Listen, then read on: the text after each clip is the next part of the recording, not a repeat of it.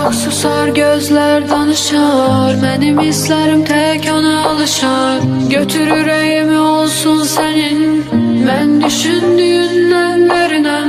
Həyatım mənim inan ki çox çətin, mən dərinlərdən də dərinəm.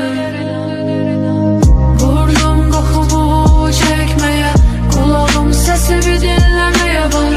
Gözlərim səni görməyim üçün, ayaqlarım sənə gəlməyə var.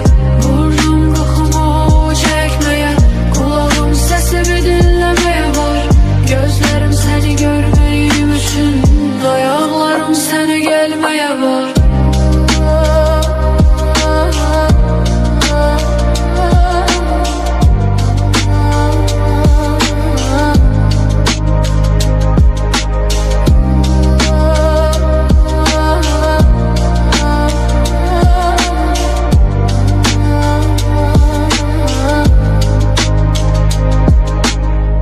Özümü hiss edirdim tənha, həyatımda yox bir məna.